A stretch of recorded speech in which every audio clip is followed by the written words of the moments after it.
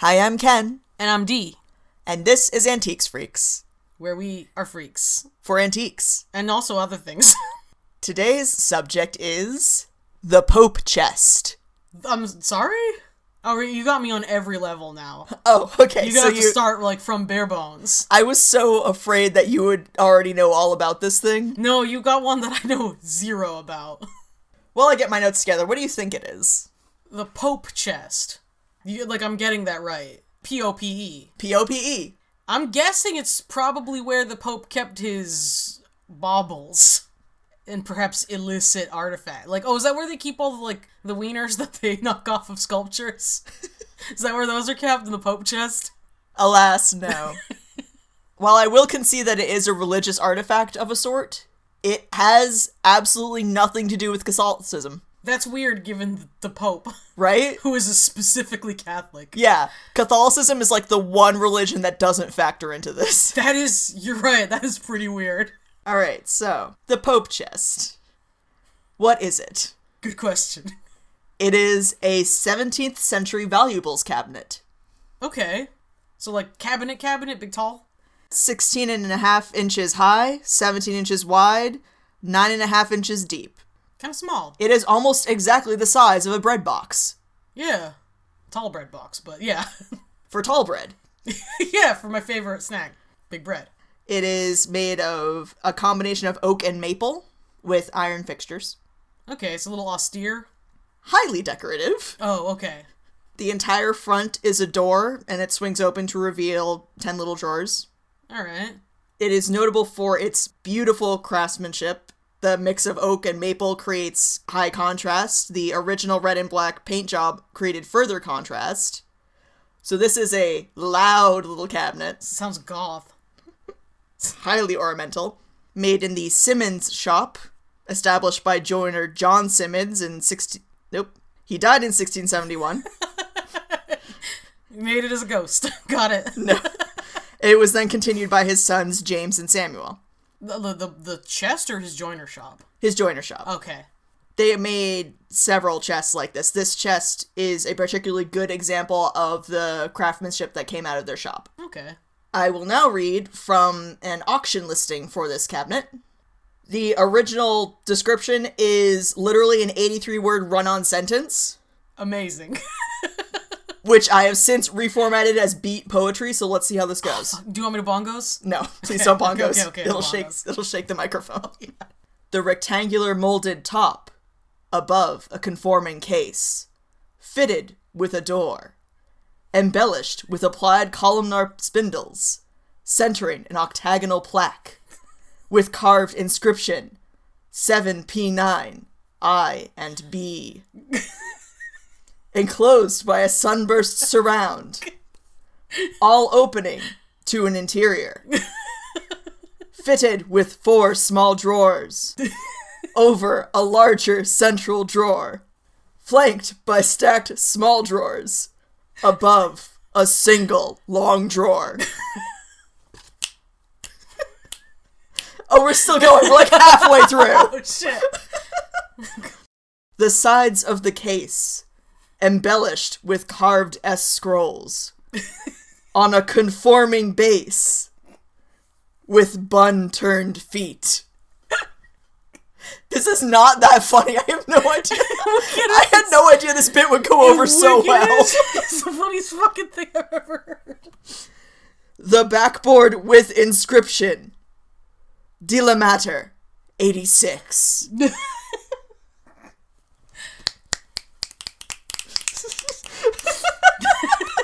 Holy shit. Wait, no, okay, so... Did any of that give you an image of what this thing looks like? Yes, Okay. actually very, when I could, put it together and sit, I'm just kind of lost in the sauce of how well it lent itself to becoming beat poetry. I wasn't actually expecting that. Oh my god, it's beautiful.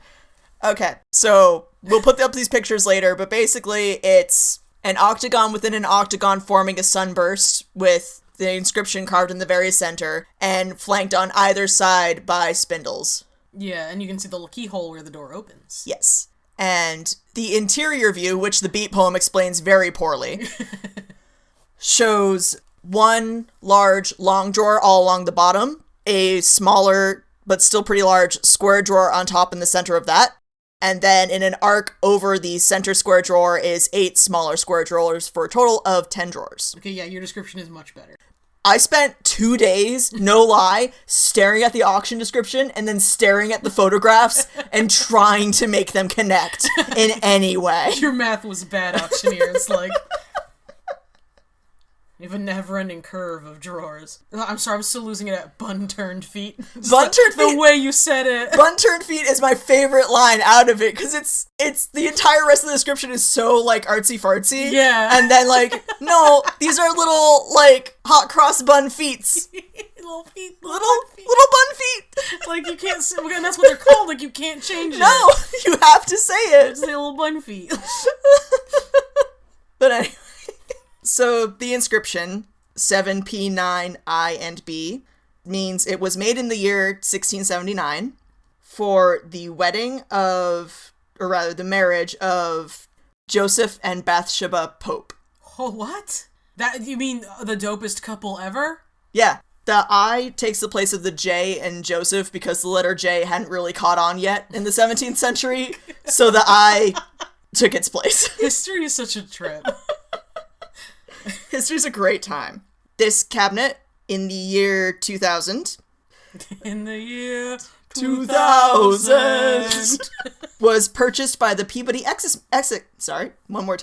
Purchased by the Peabody I can't it's say... It's a tough one. It's a tough I can't say Essex. You just did then. It's the Peabody that always throws you. The Peabody Essex Museum. Yeah, there you go. Anyway, they bought it with, quote, anonymous funds. You mean our Peabody exit? There it is. It's the Peabody that does it. You mean our PE museum? The one in Mass? Or yes. The British one? Okay. The one in Massachusetts. Nice. They bought it from auction at Christie's for how much? Okay, 1600s. Like, probably adjacent to a masterwork, if not a masterwork. 800,000? $2.4 million. Jesus Christ! Wow. Now, using your vast antiques knowledge, can you rationalize why it commanded that price? I'm guessing that these Pope people were notorious in some way, famous, made a name for themselves. You have hit the nail on the fucking head. Okay. It's because I mean, it's nice, but it's not 2 million nice on its own. There are some factors contributing to the hefty price tag. Number 1, auction fever.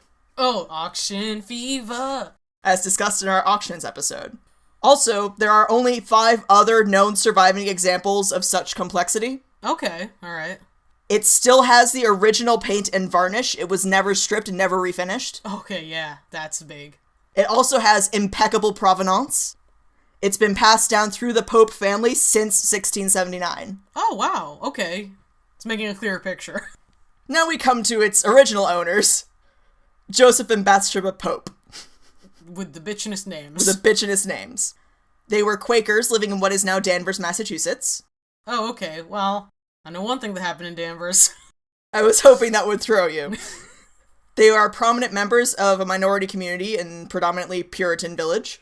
Quakers in general, from their first arrival in Massachusetts in 1656, they were persecuted by the Puritans, including but not limited to whippings, branding with H for heresy, removal of tongue and or ears, banishment, and execution by hanging. Oh, that's extreme. The Puritans were kind of fucking extreme. Yeah. For more on this, please see the Dollop episode number 125, Puritans versus the Quakers. It's very good. Quaker persecution by Puritans in Massachusetts ended in 1661 when King Charles II demanded the Puritans quit it.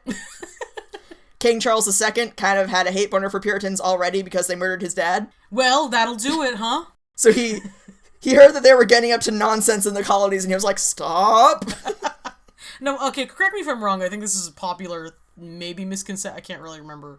Puritans came to America in the first place because they were just huge bullies, and basically got told to, like, fuck off of England. Because of their bullying, not because they were being bullied. Yeah, no. They were, quote, persecuted because they wouldn't stop persecuting other people in the first place. Yeah, okay. Like, they started it. Yeah. They 100% started it. And of course, they got to America and they just did it again. They just kept doing it. Oh, man. So, given that history of Quaker presence in Massachusetts, Things are still a little tense in 1679 when Joseph Pope marries Bathsheba. Joseph owned a sawmill and reportedly paid the cabinet maker in wood. Ooh. Which is handy. That's really good. He also lived literally next door to the guy. Well, you know.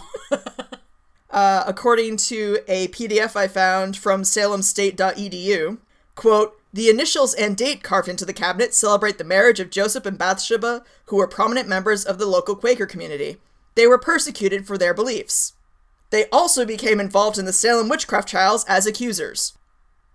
Oh. The picture is forming.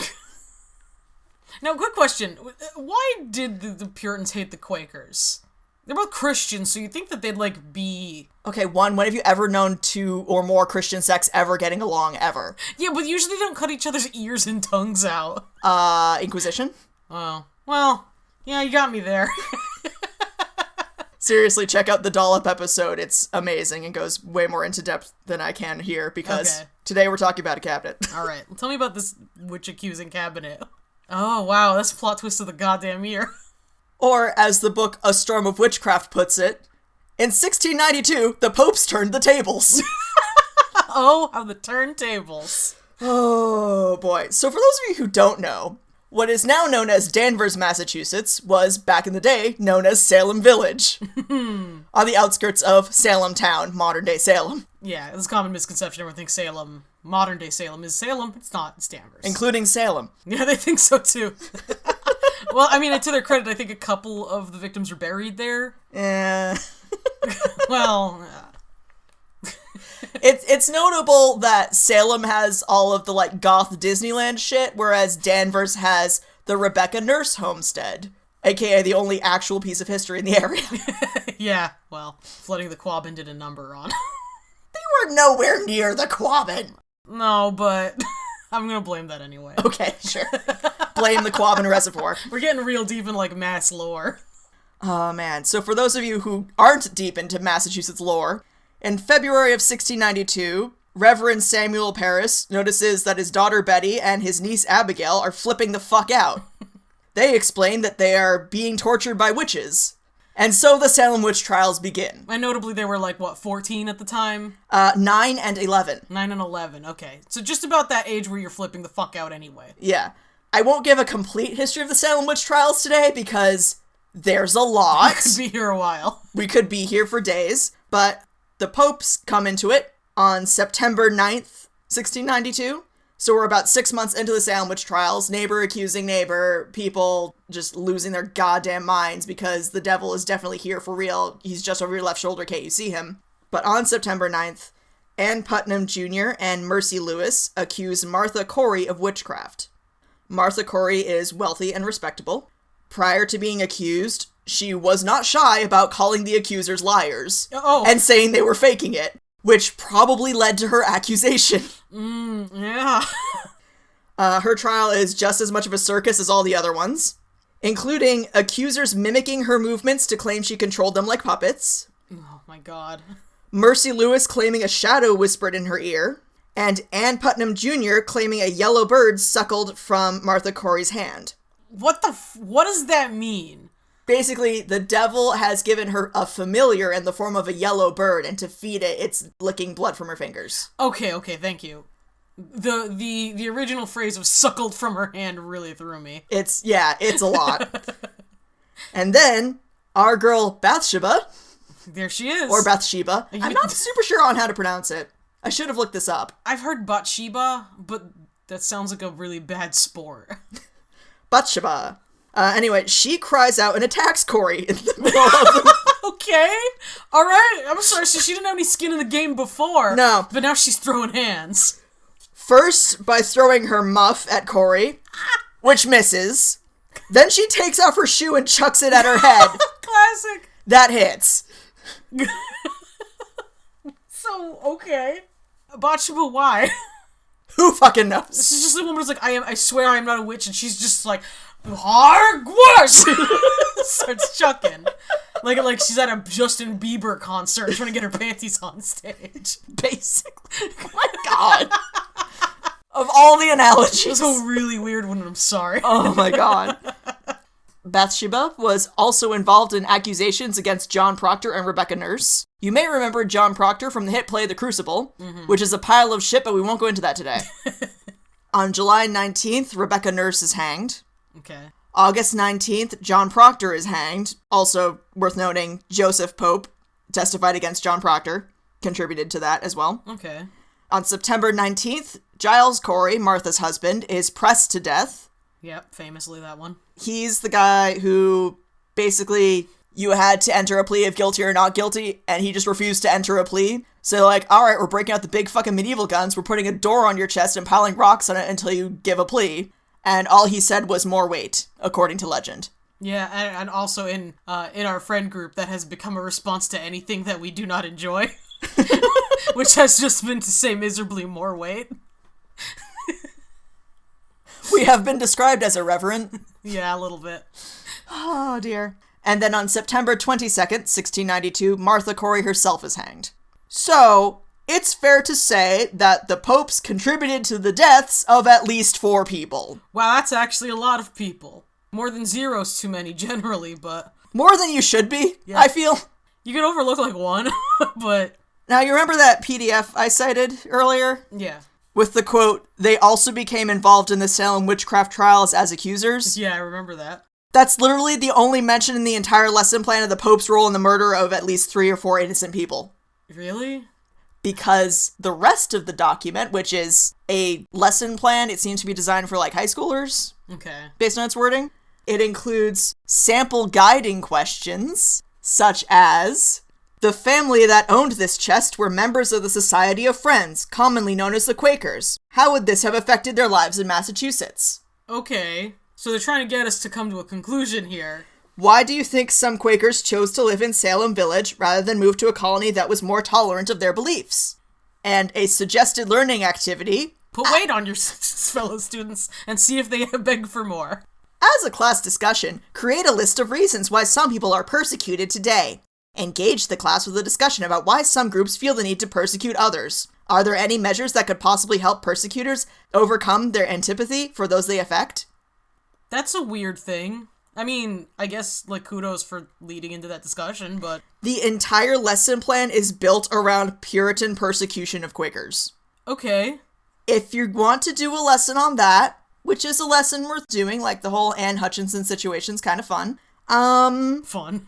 Maybe don't pick the 2 Quakers with Puritan blood on their hands. It's a weird flex, yeah. It's an interesting choice of all the things. Weird.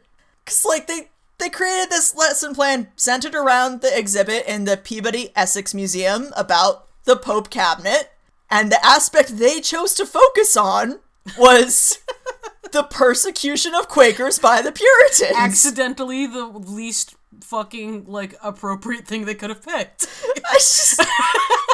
One single sentence. They also became involved in the Salem witchcraft trials as accusers. And then right back to Puritan persecution of the Quakers. Well, alright, yeah, because when you said that sentence, I was expecting, like, they were in the crowd. I wasn't expecting them to have such a goddamn active role. No. Because it sounds like they directly contributed to death of, yeah, at least 4 of them. So... That's heavy. And a bad lesson, like, no tea, no shade, no pink lemonade. Not a great lesson plan. We have some notes, perhaps some edits. Yeah, I do. I have some red lines. And I do think your students are going to pick up on, like, this one obvious fact, which is that chest belonged to a pair of Quakers with the blood of the Puritans on their hands. Honestly, if I had received this, like, discussion in high school, you can bet your bottom dollar I would have derailed the entire class block. Oh, God, you would have. You would have derailed the next 10. There'd be a school-wide lecture. Oh, man. But that is not the Pope's only claim to fame. Oh, dear God, who else did they kill? Because Bathsheba had a younger sister named Abiah Folger. You want to run that one by me again? Abiah. Abiah. Okay. Abiah? We may never know. It sounded like a command, like, Abiah Folger, like... I prefer Maxwell House, actually, thank you. She married a man named Josiah Franklin. Always with the Josiahs. And with their powers combined, they formed Benjamin Franklin. Oh, he was their kid. I was like, whoa, what? Like, my brain was actually, like, for a half second, willing to take that at face value. It actually took, like, a minute to catch up to speed, like, oh, people have sex and create babies. We're learning a lot today. Wow. I'm just looking at myself internally, just going, the hell was that? But yeah, the popes were aunt and uncle to Benjamin Franklin. Wow, so do you think that do you think that his brilliance and open-mindedness, I mean, if you ignore the fact that he was also, like, a raging horn dog, was in part because of his, like, bloodthirsty family? From what I've gathered on my research into the Salem witch trials, it seems that the trials acted as it lit that kind of fire under everybody. Okay. Because, like, everybody took a look at it and was like, oh, we fucked up. Let's work on something else now. For once, everyone reflected on their actions and said, I'm not proud of that. All of Massachusetts quietly, like, turned to do something not that.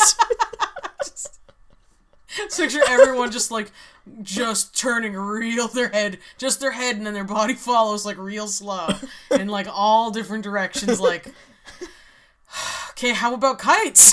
That sounds fun. What about keys on kites? That sounds like a good time. We're gonna have a fun time. Let's do that. Who wants amendments? I could go for some amendments right now. How about that? Now, in researching the Pope cabinet, I came upon another piece of furniture. Oh boy. With a tie to the Salem witchcraft trials. Oh no, more bloody furniture. Steeped in sin. Honorable mention goes to the Salem Witch Bureau. Was it haunted by witches? It is described as, quote, the Witch Bureau, from the middle drawer of which one of the witches jumped out who was hung on Gallows Hill in Salem. Okay. There is no explanation beyond this. From the photographs, it appears to be a chest of drawers, much like any other.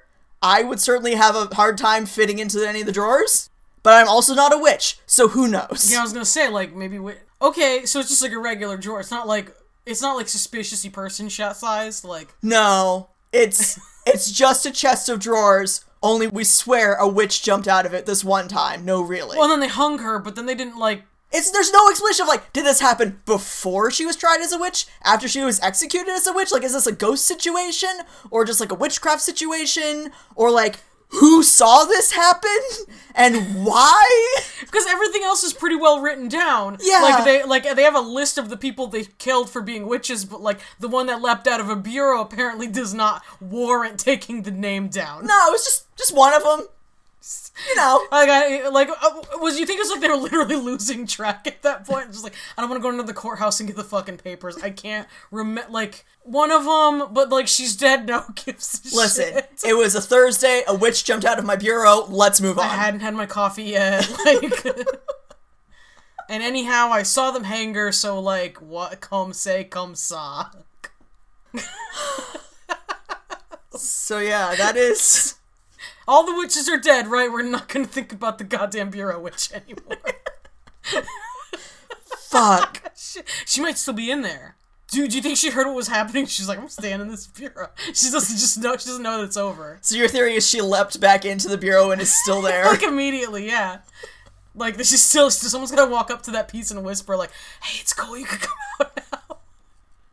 It's worth noting now that no one in the actual witch trials was doing magic of any kind. It was fake. No one had any magical powers. It was a variety of bored teenagers. And it also wasn't Ergot. Ergot? Ergot? It wasn't fucking Ergot. Yeah. It was not. That's a very common misconception, right? It's a very common fucking idiot BuzzFeed factoid. I mean, ergotism did happen, which I guess it didn't happen then. It happened at points. But... Yeah, ergot poisoning is a thing that exists. It did not make the Salem witch trials happen. Yeah, no, there's too many different people involved for that to even be the case. It's bullshit for a lot of reasons. Yeah. But yeah, so that's the Pope cabinet. So we don't actually have any recorded reason that the popes got in on this, other than, like, my assumption is that you jump in before they jump on you. That seems to be why the reason most people jumped in, because everyone who refused to jump in end up, like, Martha Corey. Martha Corey, who notably was saying, this sounds like fake bullshit. And then she got murdered. And then she was killed. So Yeah. I imagine, especially as a Quaker, who's probably already very unpopular, you would want to say, yes, I also hate witches, incidentally. Which is the number one proof that I am not a witch. Please don't press me to death. Yeah. Again, I'm not laughing at the deaths of these people. No, but it's a crazy fucking bazonkers time in Massachusetts history. It's not just another one of those, like, laugh so you don't cry, because it's a very weird history, and the extent to which Salem town, which not where it happened, celebrates it does actually make me uncomfortable from time to time. Yeah. Like, I'm not, like, the goth Disneyland thing is a very accurate description of what that city is like. Listen, I love it, but I would also like some actual history once in a while. Yeah. Well, it was, we went to the, this is a fun side, we went to the like, museum, quote unquote. We went to one of the quote unquote museums. And it ended up just being, like, an obvious shill for Wiccanism. Like, like, I believe, as our inside joke goes, like, did end, in fact, with, feel free to ask a Wiccan about their faith. No. The pre-recorded speech did not say, ask us. It said, quote, let us tell you about our religion. Yeah. Which really did set the tone for, like, oh, okay, you guys set up this whole thing so that you could just, like, indoctrinate me a little bit. Like, alright, that's okay. Also, like, their reenactment of the Salem witch trials couldn't quite decide whether or not the accused were actually guilty. Yeah, it was not clear. Like, they tried to ride this weird middle line of maybe they were magic, because Wiccans. What if the devil is real? Yeah, it's just like, buddy, no. Like, that's not even, like...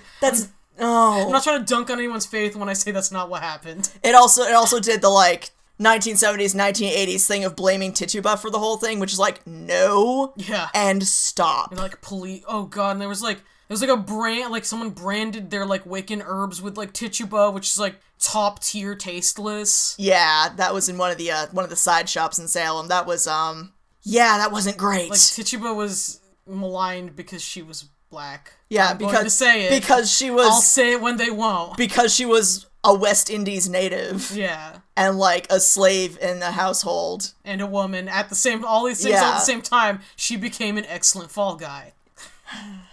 It's like, Tituba had nothing to do with any of it. No. She was just a victim. She was just there and very quickly sussed out the best way to survive this situation was to go along with what the white people were saying. Yeah. Which was crazy. Which was insane. Like, beyond, like, oh yeah, my biggest problem with the Salem town mostly is, like, the museums all are, like, weirdly detached from how, like, beyond fucking insane it was. Like, they attribute this gravity to, like, the wrong parts of the story, and it's just like, no, I need to rewind a little bit, what? You have, like, an animatronic of the devil, like, what is this supposed to be telling me? He wasn't there! Although, you can really tell, because, like, of all of the wax figures, the devil is the most lovingly crafted. Yeah. So you can kind of tell, like, where their sympathies lie. Yeah, I remember that was the tour that also made me a little bit angry, because they kept, like, crossing over paganism and like, Wicca. Yeah. Which are two distinct faiths. And also neither of which were in Salem ever. Yeah, and also a very fucking new thing. Oh my god. Anyway, now that we've offended everyone. Literally. Let's have some sources. Everyone in Salem is going to turn the podcast off and punch us in the mouth next time we go. And I will be back because I love Bit Bar. Listen, I rag on Salem. I will absolutely go again and again as many times as they will let me. Because goth Disneyland is fun, goddammit. They got magicians, they got antique stores, I love it. Alright, sources. Christie's.com has the lot number 111. It is this lot, and it is very good. They provided the entire text for my beat poetry. That's so good. So good. The Peabody and Essex Museum website had a handy article. That's explore-art.pem.org. Nutfieldgenealogy.blogspot.com Nutfield. Had the article Treasure Chest Thursday, Benjamin Franklin's chest or Pope Valuables chest. Okay. It provided some choice quotes, such as, except for its interesting family history, it's the sort of thing I wouldn't pick up at a tag sale, let alone pay millions for at an auction. Okay, are you a rube? Even if I saw a tag sale, I'd be like, oh, this is actually a pretty fine piece of furniture. You also have 15 years of experience in the antiques industry. Okay, alright, that's fair. I think I forgot that was not an antiques enthusiast talking. And a second quote, I still think it's simple, ugly, and garish. I'm gonna fight you in real life. But I also love it for the wonderful family connections. I'm gonna I'm gonna be at the Denny's in Fall River. Feel free to fight me. We also have GaryGreenFurniture.com/featured work, which includes photos of the reproductions of the chest made for the Peabody Essex Museum and for the Pope family after they sold it. Oh, fun. Yeah. It gives you a good idea of what the original coloration was with the blonde wood and the red and black paint. All right, which is pretty cool. The book A Storm of Witchcraft by Emerson W. Baker, which is the only reason I know this cabinet exists. It's amazing. It showed up in that book because I've been doing witch research for reasons. Also thoroughly debunks the ergot theory. If you can't take our word for it, go check out this book. If you're curious as to why we're all very passionate about it. And also salemstate.edu for that wonderful, wonderful PDF. Thank you. Titled Valuables Cabinet 1679. I don't know who wrote this or why. If you have any more information on this, please contact. Listen, we just want to talk. We just want to talk. If you would like to talk to us about the Pope Cabinet, witches, Salem, or antiques in general, you can get in touch with us, antiquesfreakspodcast@gmail.com. You can also look us up on Facebook at facebook.com/antiquesfreaks and join our Facebook group, Antiques Freaks Friends, which has been seeing a lot of wonderful activity lately. And we love it. And if you would like to check out some deleted scenes, you can look up our Patreon at patreon.com/antiquesfreaks. And there you can also join the Random Vintage Postcard of the Month Club, where we send you a random vintage postcard every month. It's fun. It is a great time picking them out and sending them out and seeing how much people enjoy them. So, join up, won't you? Thank you. And a big thank you to all of our patrons for paying our hosting fees and sundry other podcast expenses. And also filling us with love. Filling us with so much love. And someday, God willing, we will get a second microphone. Please, God. If you're out there. Don't give me ergotism. Do give me another microphone.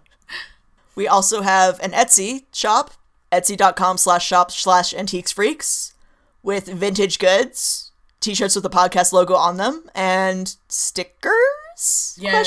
Question mark? I gotta get count for stock. Our Random Vintage Postcard of the Month Club members got a preview of our stickers. But hopefully we'll have stickers available for general sale soon. Yes. Yes. Watch this space.